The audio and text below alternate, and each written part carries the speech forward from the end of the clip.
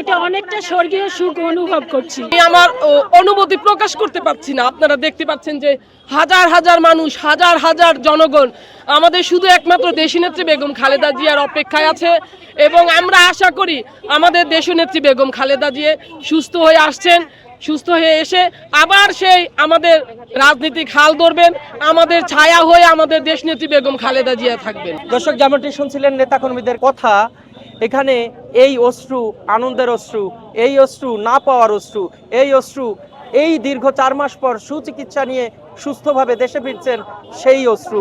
আমরা এভাবেই করে দেখেছি নেতাকর্মীদের যে আবেগ সেটি প্রকাশ করতে। এখানে আরো নারী যারা রয়েছেন, আমি একটু কথা বলতে চাই। আমি কালের কণ্ঠ থেকে যুক্ত রয়েছি। যদি একটু বলতেন আপা, যে দীর্ঘ 4 মাস পর চিকিৎসা শেষে, সুচিকিৎসা শেষে সুস্থ হয়ে দেশে ফিরছেন দেশনেত্রী সাবেক প্রধানমন্ত্রী বিএনপি চেয়ারপারসন বেগম খালেদা জিয়া, কি মনে হচ্ছে? আজকে আমাদের মনে হচ্ছে আমাদের মা যেই দেশনেত্রী বেগম খালেদা জিয়া সন্তানদেরকে রেখে একদিনের জন্য দেশের বাইরে যান নাই। উনি ওনার নিজের সন্তান মারা গেছে, তারপরে উনি দেশ ছাড়েন নাই, আপোষ করেন নাই।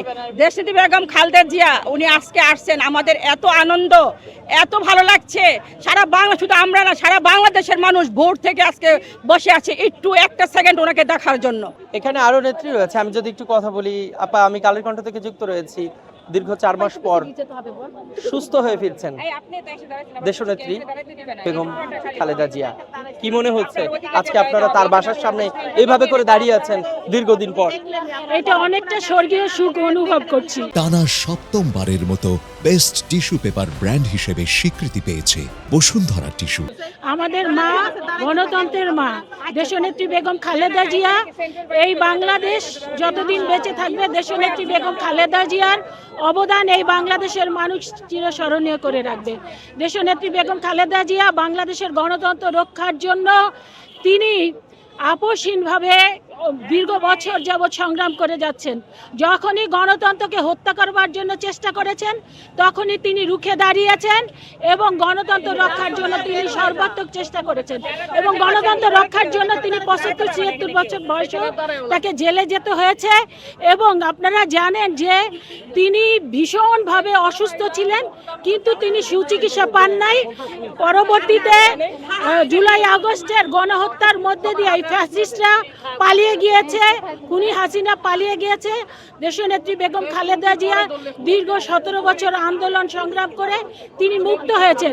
দেশনেত্রী বেগম খালেদা জিয়া 4 মাস আগে তিনি বিদেশে চিকিৎসার জন্য গিয়েছেন।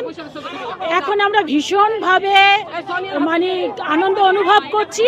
আমাদের নেত্রী সুচিকিৎসা নিয়ে দেশে ফিরে আসছেন, সাথে ফিরে নিয়ে আসছেন তার পুত্রবধূ, যিনি 17 বছর আগে এই ফ্যাসিস্টদের দ্বারা মামলায় আক্রান্ত হয়েছিলেন। আমাদের অ্যাক্টিং চেয়ারম্যান জনাব তারেক রহমানের কেউ নির্মমভাবে তাকে গ্রেপ্তার করা হয়েছিল, নির্যাতন করা হয়েছিল, মেরুদণ্ড ভেঙে দেওয়া হয়েছিল।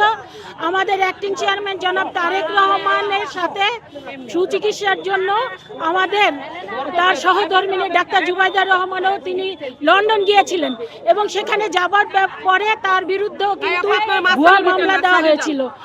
এইটুকজন জানতে চাই যে আজকে এই যে বাসার সামনে দাঁড়িয়ে আছেন নির্দ্বিধায়, কোনো বাধাবিঘ্ন ছাড়া, আসলে এই অনুভূতিটা কেমন লাগছে আপনার কাছে? এটা আমি প্রথমেই বলেছি, এটা স্বর্গীয় সুখ অনুভব করছি। কারণ আমরাও দীর্ঘ 17 বছর এই ফ্যাসিস্টদের বিরুদ্ধে আন্দোলন সংগ্রাম করেছি। আজকে এই জাতি মুক্ত, সে কারণে আমরা আরো মুক্ত হব যদি বাংলাদেশে একটি অবাধ, সুষ্ঠু, নিরপেক্ষ নির্বাচন হয়।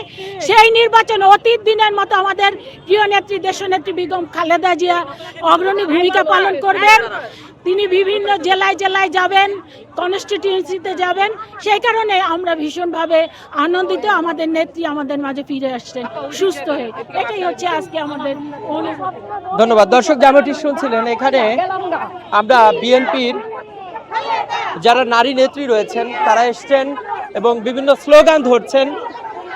আজকে তাদের কাছে স্বর্গীয় একটি দিন, ঈদের দিন, এমনটি বলছেন নেতাকর্মীরা। অর্থাৎ স্বাগত জানাতে গণতন্ত্রের মাতা নেত্রী বেগম খালেদা জিয়াকে জাতীয়তাবাদী মহিলা দলের পক্ষ থেকে আজকে এখানে এসছেন এবং তারা কান্না করেছেন। আমরা সেই দৃশ্য দেখেছি, আবেগে আলপুত হয়েছেন।